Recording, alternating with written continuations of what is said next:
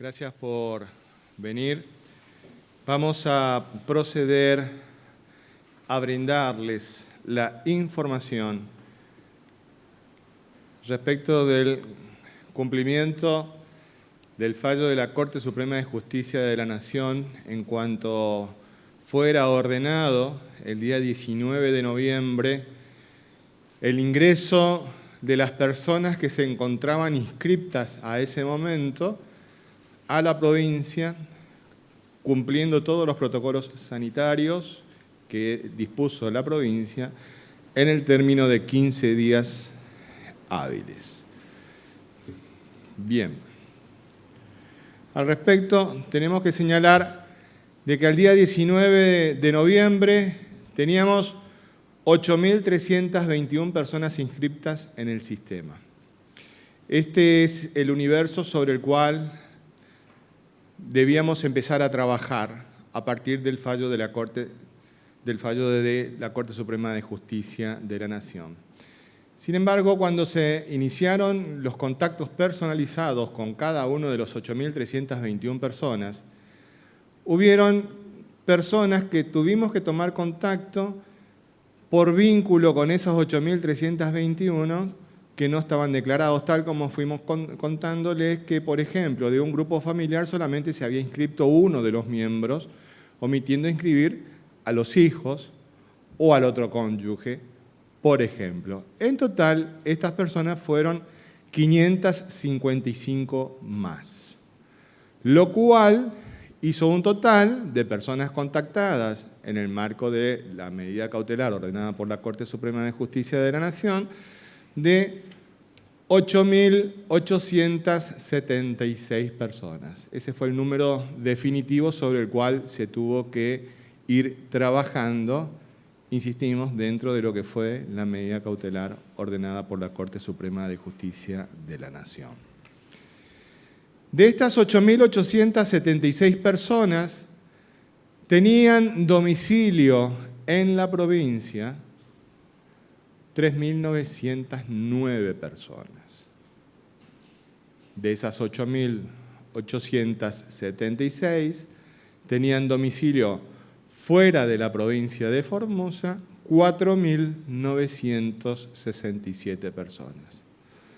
Toda esta información respaldada con el cruce de datos del Registro Nacional de las Personas. Es decir, de que un porcentaje mayor de esas 8.876 tenían un domicilio fuera de la provincia de Formosa. ¿Cómo se fueron dando las respuestas de estas 8.876 personas? Aceptaron el ingreso a la provincia 3.126 personas. De esas 8.876, 3.126 aceptaron el ingreso. Rechazaron el ingreso 3.980 personas. Sin respuesta, es decir, no contestaron en ningún momento ni las llamadas telefónicas realizadas a los números que nos habían dejado, ni a los correos electrónicos, a las direcciones de correo que nos habían dejado en las solicitudes, ni a los mensajes de WhatsApp que se le envió, ni a los mensajes de texto, 1.480 personas. De esas 8.876, 1.480 personas no contestaron absolutamente nada. Y después tenemos bajas de las inscripciones a 290 personas. Después vamos a ir sobre este numerito también. ¿Sí? Y acá tenemos entonces el universo de las 8.876 personas. Aceptaron el ingreso 3.126, rechazaron el ingreso 3.980, sin respuesta 1.480 y baja de la inscripción 290 personas. En términos porcentuales, aceptaron el ingreso un 35%, rechazaron el ingreso un 45%, No respondió el 17% y el 3% significa las bajas de las solicitudes. Esos son los números porcentuales.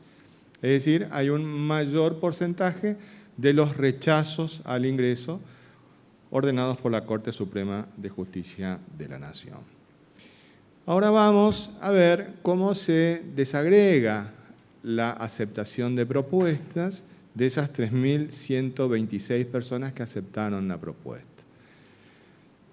Aceptaron ingresar a un centro de alojamiento preventivo 2.975 personas.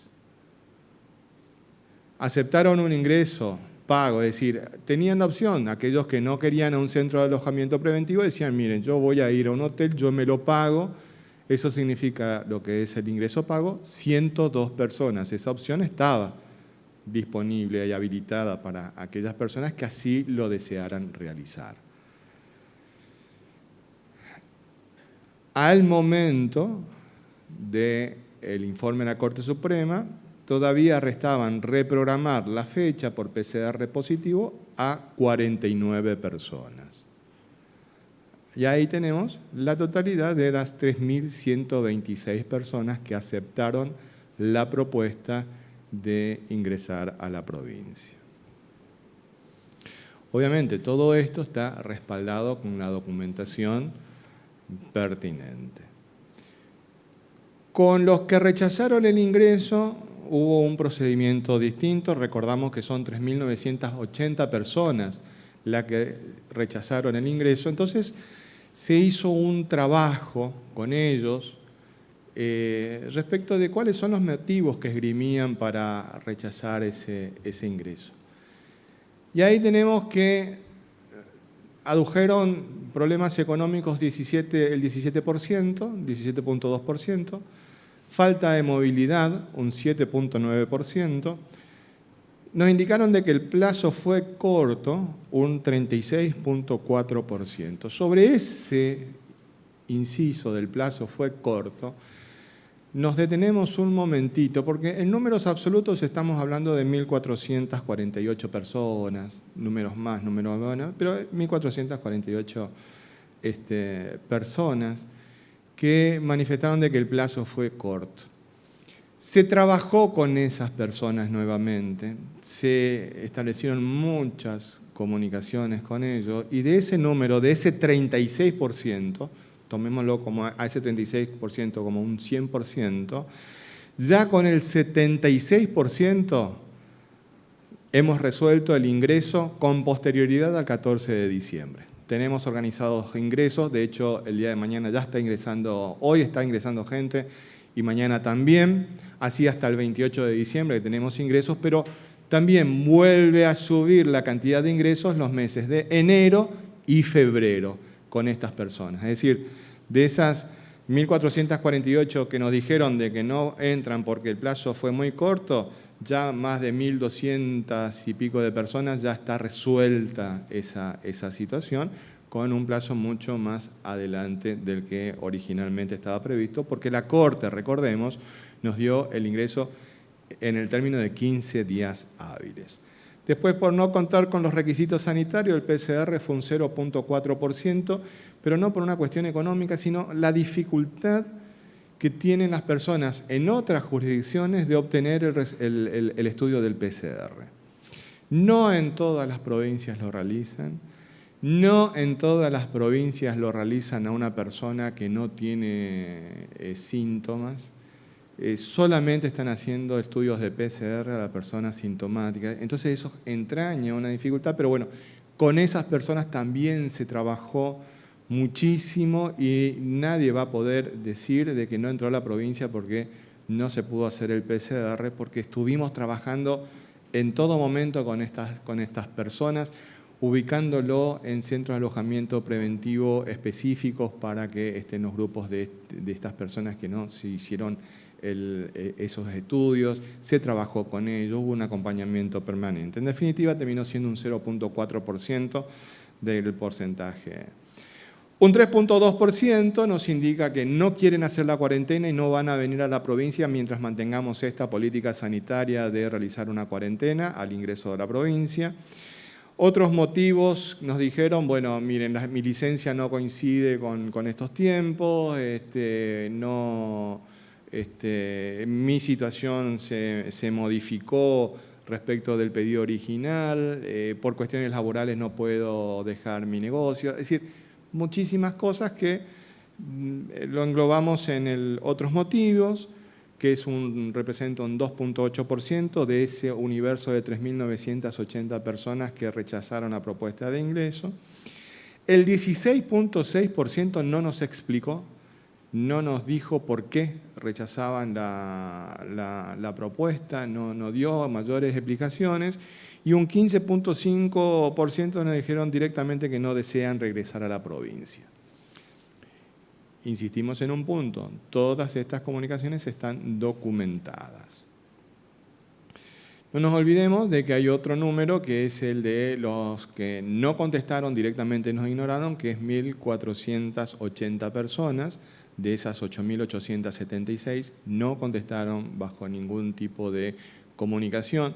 Y para que todos tengamos conocimiento, con cada una de las personas existe un mínimo de 4 llamados telefónicos y 3 comunicaciones concretas a través de mensaje de texto, mensajes de WhatsApp y correos electrónicos.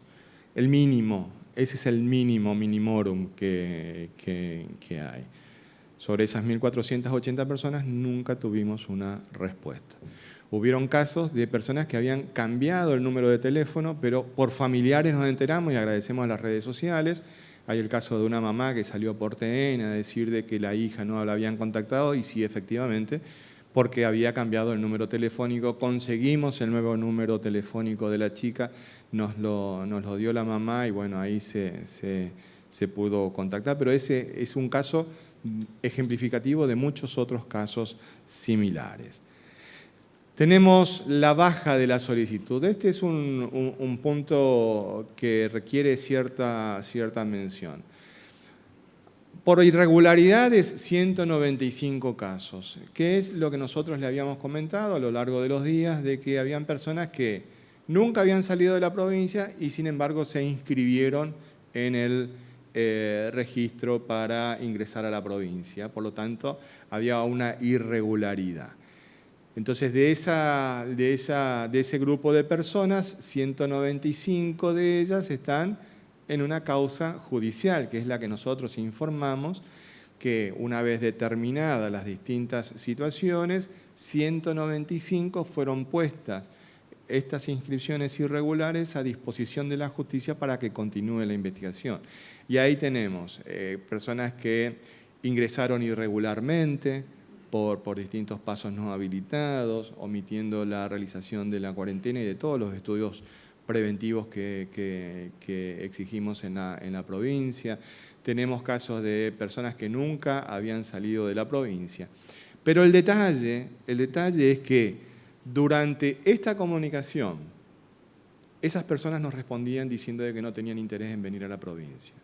Y salta la información porque aparece en algún momento alguna notificación de DNU por circular los días con un vehículo que no tenía la habilitación ese día o por circular sin barbijo. Una intervención policial hace de que salta una notificación de DNU, que son las que informamos también todos los días, y que eso haga de que nos indique de que la persona estaba en la provincia de Formosa, a pesar de que en los llamados telefónicos nos decían no quiero volver a la provincia.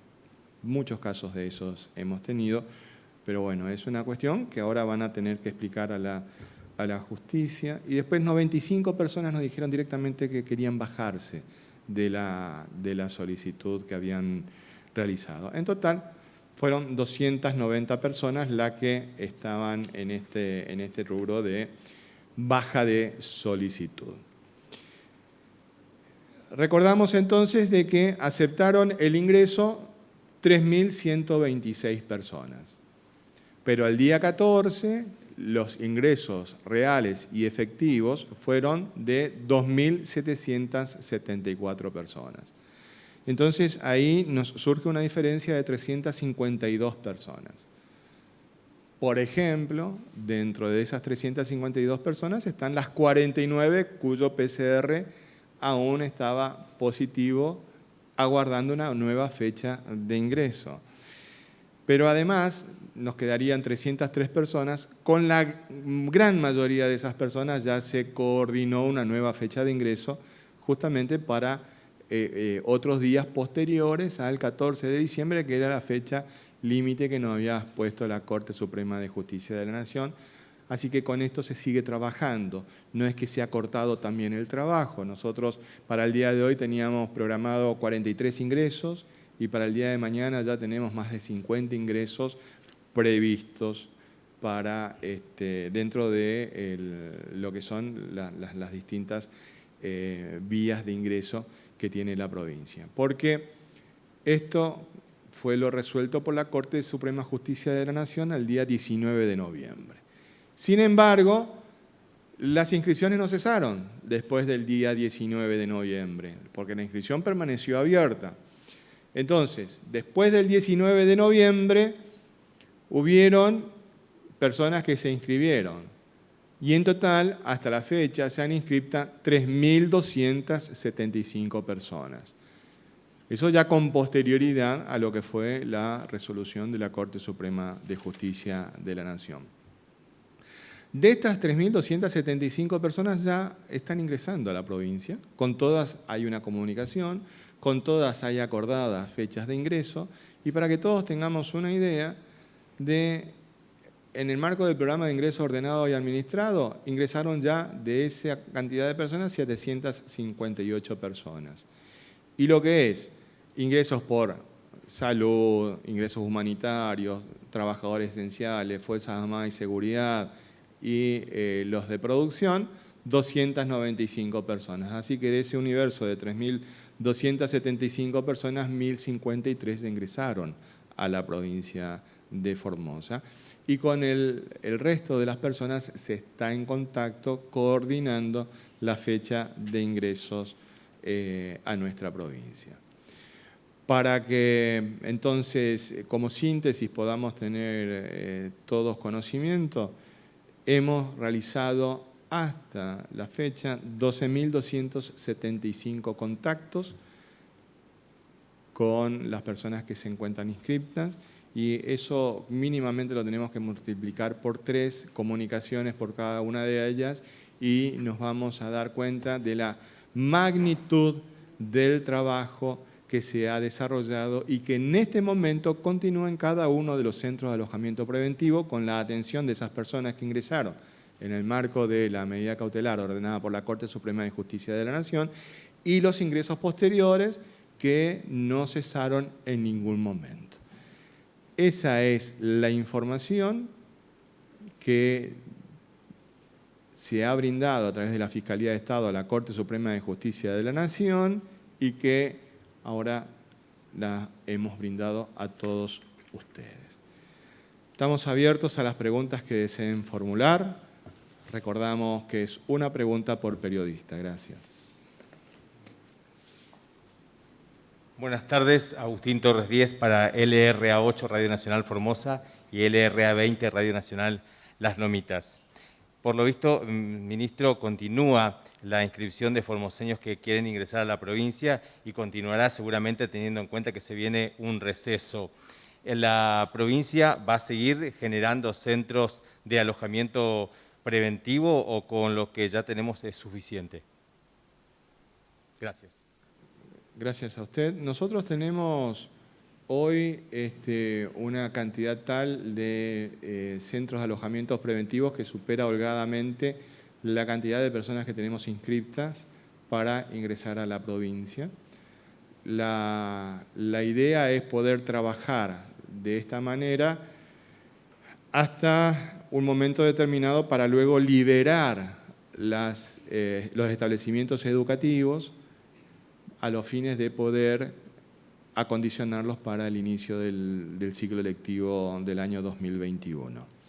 Esa liberación no implica una pérdida de capacidad de alojamiento porque vamos a continuar trabajando con los centros de alojamiento originales que teníamos y, de ser necesario, lo vamos a seguir fortaleciendo.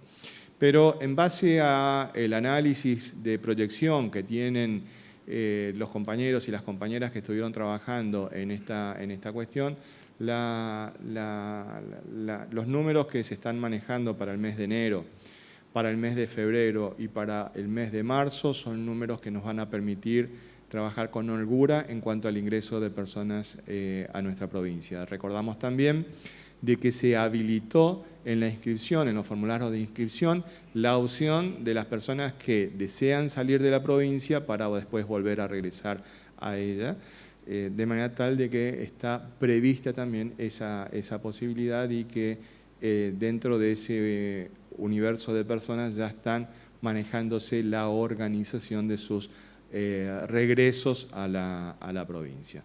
Con un detalle, se maneja por quincena, no es que se establece un día en particular, sino nos dicen, en tal quincena necesito volver a la provincia, de enero, en tal quincena de febrero, de manera tal de que podamos organizar adecuadamente este ingreso. Siguiente pregunta, por favor. Buenas tardes, Hernán Salinas para el Diario de la Mañana y Radio Viva 102.3. El eje del fallo de la Corte Suprema de Justicia se basaba en el tiempo que tardaba la provincia en brindar unas respuestas a estas personas al ingresar al territorio provincial.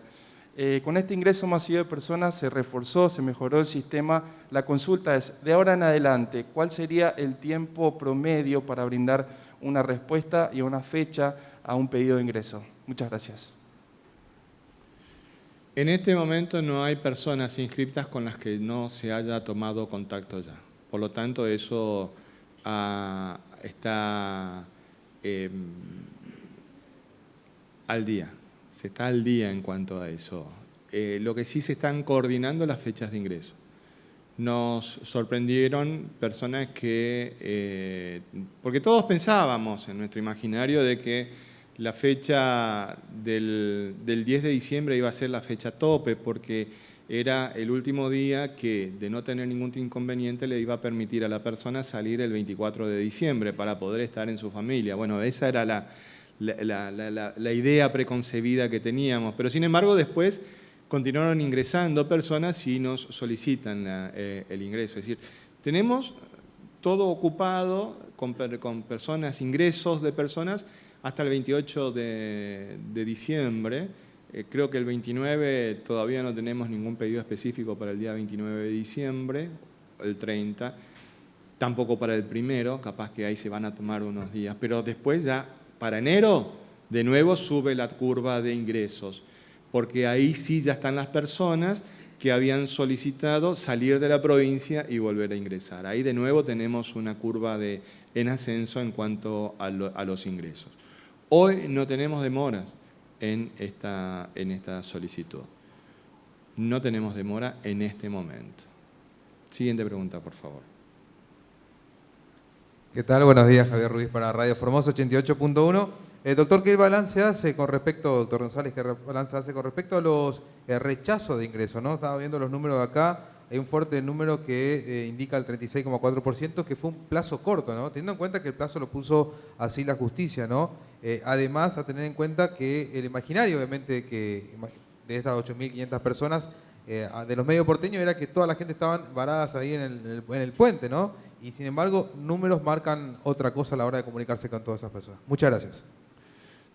El balance que nosotros realizamos es que los números son contundentes en cuanto a, en primer lugar, nos marcaron una fecha límite. ¿Cuál era?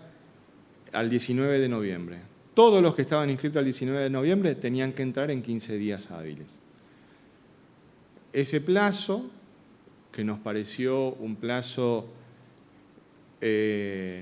corto, nos desafió a que hagamos lo imposible tal como nos lo solicitó el gobernador. Entonces se trabajó inmediatamente en el contacto con esas 8.300 321 personas originales, que después terminaron siendo 8.876 personas por un lado, y por el otro lado el fortalecimiento de la estructura de centros de alojamiento preventivo, con todo lo que esto significa en cuanto a la logística de organización de cada uno de los centros, de acondicionamiento de cada uno de estos lugares. Por ejemplo, una escuela, los baños de una escuela están previstos para ser utilizados como sanitarios, no más para duchas. Entonces tuvimos que incorporar duchas en los baños de las escuelas. La gran ventaja que teníamos es que las estructuras de nuestras escuelas, amplias, funcionales, nos permitieron realizar ese trabajo. Eso implicó una labor logística. Otra labor logística fue la de conseguir las camas necesarias para poder equipar. Nosotros tenemos la cantidad suficiente para haber recibido a las 8.876 personas si nos ingresaban un solo día. Teníamos esa estructura. Si la estructura material, física, estaba dispuesta, había que coordinar los ingresos por la capacidad de la realización de los estudios de PCR de nuestro sistema de salud. Había que conseguir los colchones, había que organizar un montón de otros aspectos desde el punto de vista de la logística para adecuar cada uno de estos lugares, que van desde la limpieza, al acomodar las camas, al guardar los pupitres, a cortar el pasto de las escuelas, porque estábamos en un momento en el que la estructura física de las escuelas no estaba siendo utilizada. Toda esa logística hizo de que nos pudiéramos poner a la altura de la situación y llevar adelante este proceso. La sorpresa de muchas personas fue que el 21 de noviembre recibieron el primer llamado para que ingresen el 25. Entonces esos que rechazaron porque era poco el plazo, originalmente eran muchísimos más, pero se estuvo trabajando con ellos y se bajó a ese 1.448 que tenemos finalmente, de los cuales con 1.200 ya se trabajó en un ingreso en una fecha determinada para solucionar ese poco tiempo. Pero el plazo no lo pusimos nosotros, nos lo dio la Corte Suprema de Justicia para el cumplimiento de la medida cautelar. La evaluación que hacemos nosotros es que, evidentemente, habían muchas personas que no tenían interés en venir en la provincia y que sobre esa situación se trabajó en el imaginario colectivo. Porque de esas 8.321 personas, se contactaron con todos, nos contactamos con todos, más los 550 que eran de esos grupos familiares que no estaban inscritos. En definitiva terminaron siendo 8.876 personas. Y es un número importante, el 45% del rechazo a ingresar, más los que ni siquiera se dignaron a contestarnos nuestros mensajes. Entonces, esos dos rubros hacen un total eran un 35% más un 17%, 52%. Si mal no me salen las cuentas. Así que es un número importante. Siguiente pregunta, por favor. Buenas tardes, Leonardo Fernández Acosta, del diario comercial Vía País Radio Parque. Bueno, ministro, tendremos que evaluar los números para ver por porcentaje y, como usted explicó, digo, qué resulta de todo esto, porque acá hay un número que deben ustedes rendir a la Corte Suprema y la Corte Suprema evaluará también con los abogados cuál es la circunstancia de la cantidad de rechazados que ha habido, más allá de las razones que usted nos ha explicado. Digo, la pregunta tiene que ver con lo que ha sucedido el día de hoy en este acto en donde se han anunciado acuerdos y convenios entre el gobernador Infran y el ministro Catopó. Y dice un poco lo que la gente pregunta en las redes, mañana veremos los números, es si el gobernador estuvo el día jueves en el Congreso del Norte Grande con 10 gobernadores porque estuvo hoy en el acto, si tendría que haber cumplido cuarentena. De la misma manera, el intendente Manuel Celauro, que tiene la ciudad bloqueada, hoy ha estado en el acto cuando también tendría que haber cumplido cuarentena. Digo, es un poco la pregunta que se han planteado a través de las redes y que tengo la obligación, por supuesto, de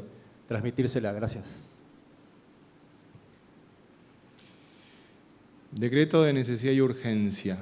El primero de los decretos, y a partir de ahí todos los decretos establecen justamente la necesidad de que en estos casos tengamos una atención particular, porque verdaderamente es una dificultad poder llevar adelante un gobierno sin la posibilidad de moverse. Es un riesgo verdaderamente.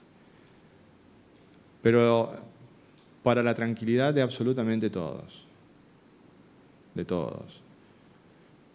Es importante que todos conozcan de que cuando el gobernador de la provincia sale a algún acto, hasta el agua se lleva de acá. Y se evita todo tipo de contacto. Si no, no se podría gestionar absolutamente nada. Todo tenemos que preverlo, justamente para evitar este tipo de situaciones. Si no, no podríamos estar llevando adelante las gestiones para lograr poner a la Argentina de pie y a nuestra provincia de pie. No lo hace por gusto, sino lo hace por responsabilidad institucional. No se va de recreación, se va a hacer una tarea fundamental para los intereses de la provincia. Y le puedo asegurar, si fuera por él, no se iría. Pero la responsabilidad institucional que el pueblo de Formosa le dio entraña ese riesgo que tiene que llevar adelante yendo a esas reuniones. No solamente fue a la de Resistencia, recordarán ustedes que fue a distintas reuniones, tuvo que ir a Rosario al acto de la hidrovía, tuvo que ir a Buenos Aires a firmar el pacto fiscal. Numerosos viajes, y le podemos asegurar al pueblo de Formosa que el cuidado que tiene nuestro gobernador al salir de la provincia, en que, insisto, hasta el agua lleva de acá, para que podamos tener la tranquilidad de que se cuida, tanto él como los que lo tienen que acompañar, es importante. Y no es una cuestión de gusto, es una cuestión de responsabilidad institucional. Creo que es una persona que nos ha demostrado a lo largo de este tiempo que es el primero que asume la defensa de los intereses provinciales. Eso vamos a señalar, eso vamos a decir. Pero además de eso, una vez que regresa a la provincia, se somete a todos los controles médicos que corresponden en una situación de pandemia. Y quienes estamos cercanos a él, también lo acompañamos en los cuidados y en los controles. No nos van a ver a nosotros recorriendo lugares para poder estar un fin de semana en un restaurante, justamente porque tenemos el cuidado. En un momento de pandemia, tenemos que estar por encima de esas cuestiones. Y ciertamente requiere compromiso de todos y todas.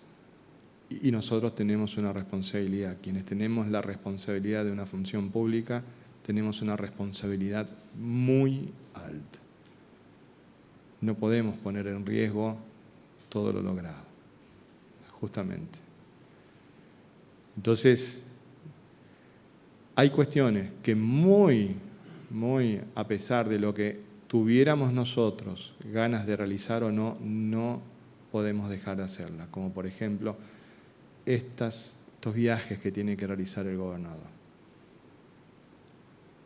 Y más allá de eso, basta con que miren ustedes las redes sociales, es el gobernador que menos va a Buenos Aires. Y tiene sus razones. Por ejemplo, de que tenemos una provincia desendeudada. Por ejemplo, porque tenemos una provincia con las cuentas claras y transparentes. Pero sin embargo, es necesario ir. Dios, ustedes saben, atiende en Buenos Aires. En otro momento de la historia, los viajes serían mucho más frecuentes, las gestiones serían permanentes para poder volver a poner a la provincia a la velocidad que traíamos después del desastre, verdadero desastre que nos dejó el macrismo durante esos 4 años nefastos para los formoseños y las formoseñas, de los cuales nadie se quiere acordar, aunque fueron los defensores primeros en los distintos micrófonos y en las distintas plataformas comunicacionales. Pero bueno, ahora echan un manto de olvido sobre todo aquello y sin embargo es necesario volver a poner en funcionamiento todo. Como por ejemplo lo de hoy. Importantísimo. De un plumazo en un escritorio no eliminaron el puente sobrelevado en la avenida Néstor Kirchner. No era necesario. En un cabeza de termo, como le gustan decirme a mí. Pues en las redes sociales nos dicen que somos 4 cabezas de termo. Solamente puede pensar de que no es necesario esa. La Ruta 23, que hoy también lo estuvieron hablando con el ministro Catopodis. Recuerdo cuando en la reunión a la que tuvo oportunidad de acompañar al gobernador en Iguazú con el presidente Macri, un funcionario de vialidad le dijo de que esa ruta no era importante porque no circulaba nadie. Una concepción estrictamente economicista que no tuvo en cuenta en lo más mínimo a las personas que necesitaban esa ruta. No era importante. Neutralícese. ¿Cómo se neutralizó la autovía de Mansilla hasta Herradura? ¿Recuerdan que prometió el puente sobre el río, el Puente Blanco, cuando vino acá? Bueno, hay que volver a poner todo eso en funcionamiento. Eso requiere gestión. Por lo tanto, seríamos muy egoístas los formoseños de hacer un planteo de esas características. Ah, no, salió de la provincia que quede 14 días. No sale de la provincia por gusto, sino porque tiene que gestionar para justamente defender los intereses de los 640.000 formoseños y formoseñas. Siguiente pregunta, por favor. Buenas tardes, Omar Guzmán para Radio Universidad Nacional de Formosa. Ministro, el segundo porcentaje más alto de los índices que usted mostraba en pantalla es acerca de los rechazos por problemas económicos. Teniendo en cuenta por la pandemia mucha gente quedó sin trabajo, imposibilitada de adquirir los PCR y también, por supuesto, trasladarse a la provincia.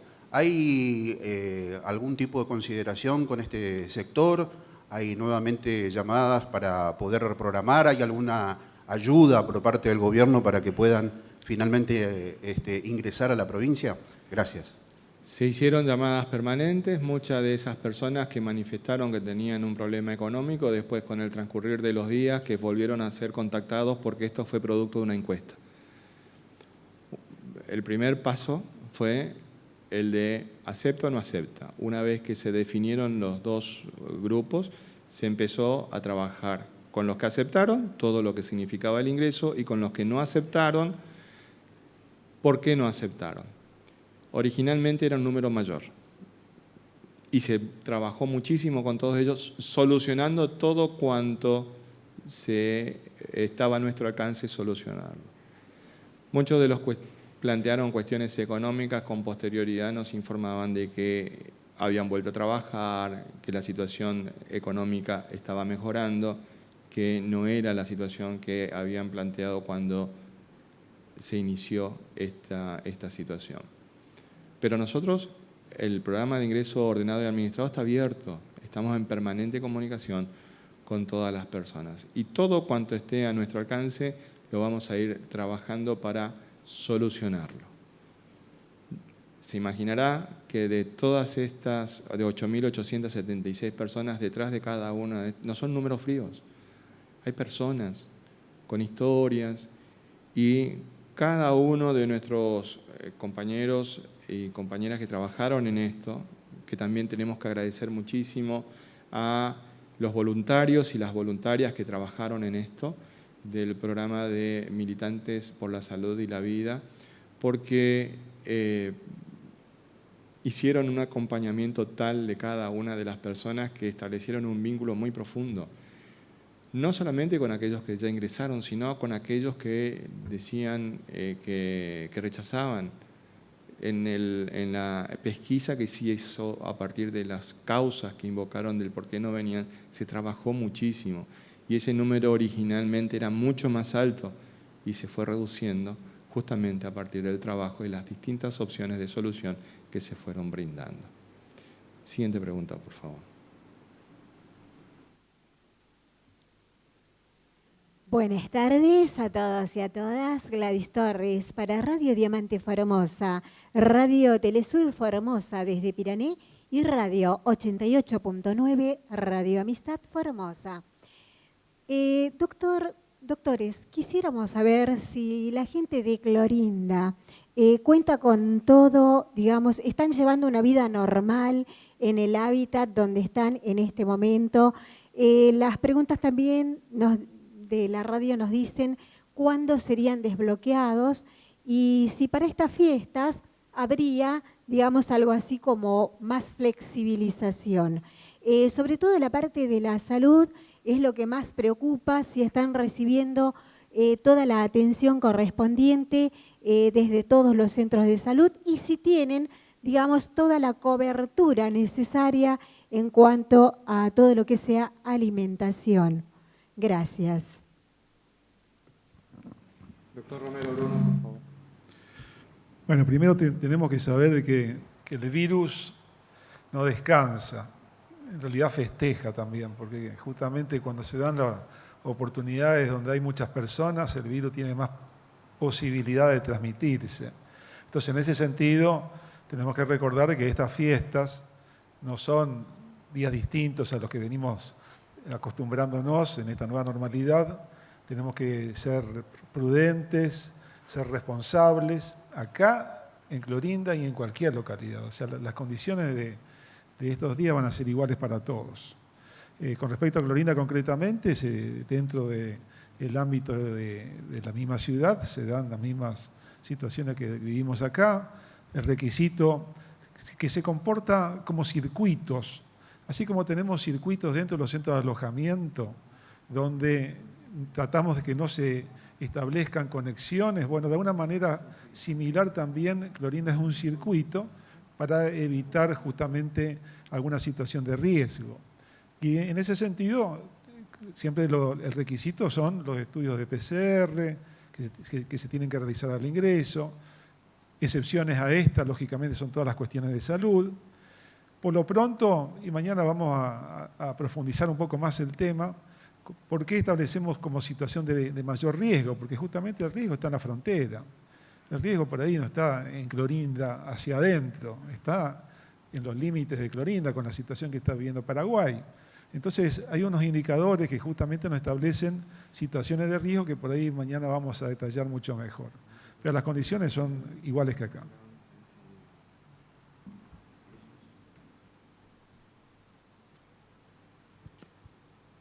Sí, para aportar un poquito más con respecto a la situación de Clorinda, creo que es importante destacar un dato importantísimo, que es que la actividad comercial en Clorinda no ha disminuido en absoluto para nada, sino por el contrario, ha aumentado en este tiempo de pandemia.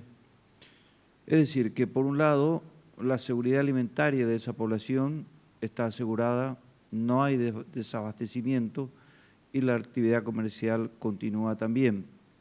Para dar un solo dato, durante el mes de noviembre han ingresado 1.499 camiones a la ciudad de Clorinda. Eso está absolutamente todo registrado a través del sistema que tiene la provincia, de cada uno de los vehículos qué llevaban, quién eran los choferes, qué cantidad de mercaderías llevaban, y la mayoría de ellos, por supuesto, que son productos alimenticios. Así que también es un dato importante a tener en cuenta, como siempre, en situación de pandemia, la alimentación de una población que está asegurada. Gracias. Siguiente pregunta, por favor.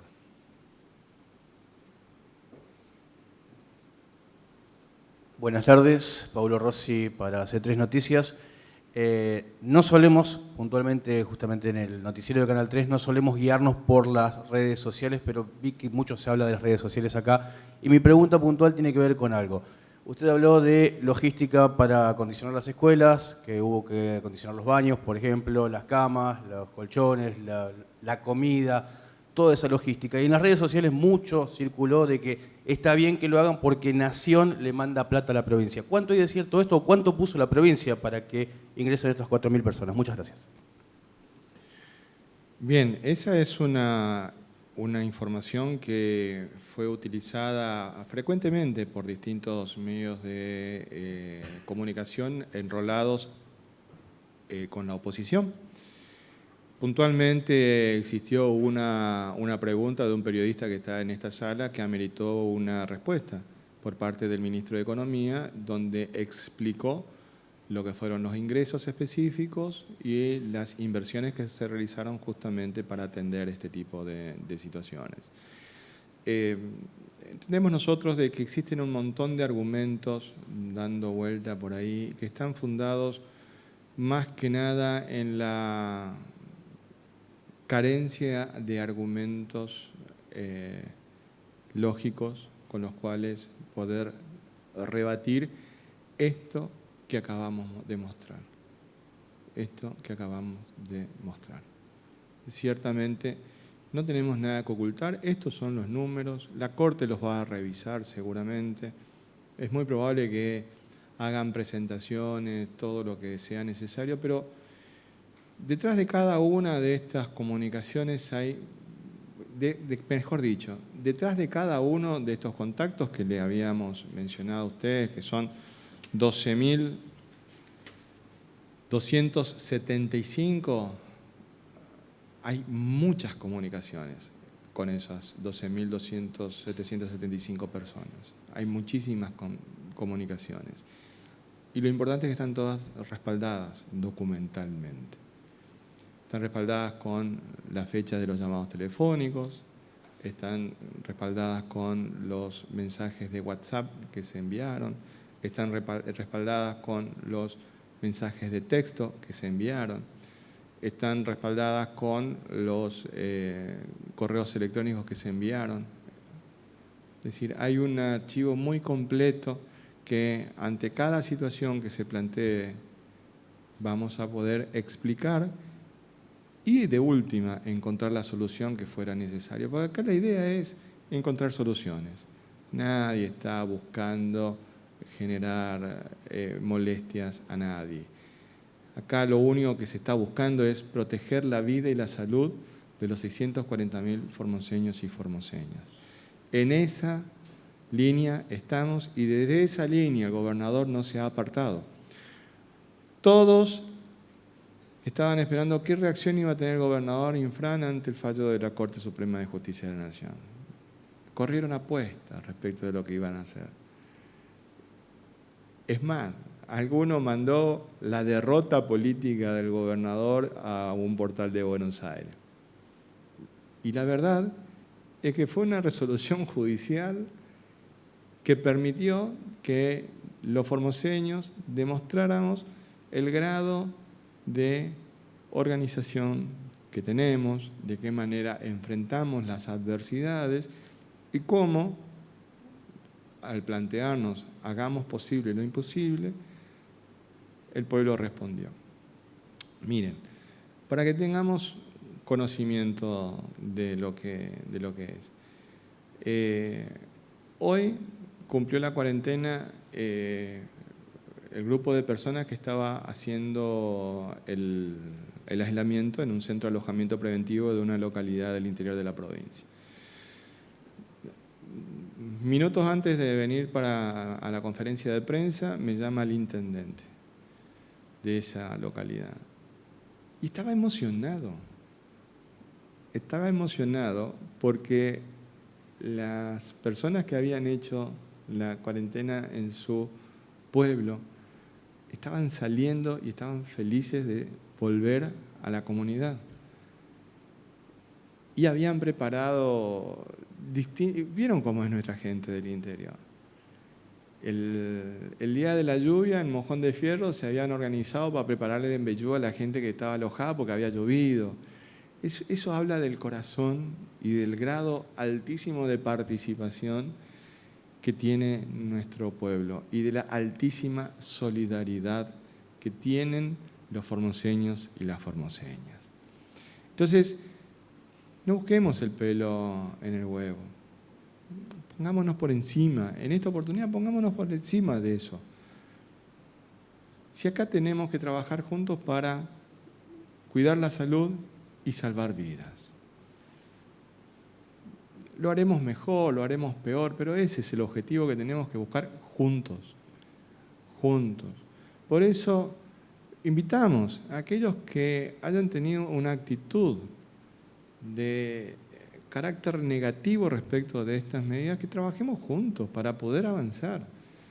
Hay que estar por encima ya de estas cuestiones minúsculas. No podemos seguir en el detalle minúsculo de tal persona no le funcionó el calefón y hacer una denuncia en las redes sociales. Si en tu casa pasa eso, en tu casa pasa eso. El corona se te puede descomponer. ¿Y qué hace cuando estás acá? Y te va al mercadito a comprar la resistencia y lo cambiás y después te vuelve a bañar. Pero no por eso publicar en las redes sociales como el gran escándalo. Pero sin embargo hay algunos que están en eso, o se paran en la vereda y hacen transmisiones de la escuela, no sale, la gente va a salir. La gente va a salir cuando cumplan los días y se cumplan con los protocolos sanitarios de la pesquisa a través de los PCR. No hay otra intención acá, nadie quiere dañar a nadie, al contrario, queremos protegernos todos y todas. Ese es el horizonte. Doctor, por favor. Sí, también quisiera aportar algo con respecto a este tema, porque insistentemente por ahí se escucha este tema, si son fondos nacionales o provinciales. Acá es importante destacar que nuestra provincia es una provincia ordenada desde el punto de vista económico y que presenta todos los años el gobernador Gildo Infran una rendición en la legislatura. Y hace muchísimos años nuestra provincia tiene un superávit fiscal y financiero, es decir, que está bien administrada. El gobernador siempre suele decir que jamás va a pedir dinero para una urgencia. Para las urgencias la provincia tiene como para responder. Sí va a pedir ayuda para cuestiones estructurales importantes que hacen al crecimiento de toda la provincia, como por ejemplo la actividad que tuvo hoy, con inversiones de más de 5.000 millones de pesos y que cambian la matriz productiva, social, económica de nuestra provincia. Para eso está el gobierno nacional. Aparte, es importante recordar que las provincias estuvieron primero que la nación, son preexistentes. Por lo tanto, el dinero que administra la nación sale de las provincias. Los dueños de los recursos son las provincias. Y si viene un dinero extra por fuera de lo que le corresponde por la coparticipación, bienvenido sea, porque somos los dueños verdaderos del dinero que administra la provincia, la nación, que son de las provincias. Entonces, por esa misma razón, que las provincias son preexistentes a la nación, ninguna provincia jamás ha delegado su poder en cuanto a la salud y la educación. Es por eso mismo que la Corte Suprema de la Nación, cuando dice ingresen estas personas, dicen, pero dentro de la ley, dentro de lo que establece la provincia de Formosa, porque la provincia de Formosa jamás delegó estas facultades a la nación en cuanto a lo sanitario. Entonces los recursos para las urgencias fueron de la provincia, porque las escuelas fueron construidas con fondos provinciales, porque el equipamiento del hospital de alta complejidad en su 100% fueron recursos provinciales, porque la contratación de los recursos humanos para que funcione ese hospital fueron recursos provinciales, porque los equipamientos para ampliación del laboratorio de biología molecular de la alta complejidad fueron con fondos provinciales. En fin, toda la urgencia se cubrió realmente con fondos provinciales. Y si aparte viene más dinero, bueno, bienvenido sea porque son de las provincias. Gracias. Gracias, doctor. Agradecemos la presencia de todos y todas. Mañana los esperamos nuevamente en el horario habitual del mediodía para poder entablar este diálogo respecto de la situación del coronavirus en la provincia de Formosa. Que Dios y la Virgen nos cuiden y protejan.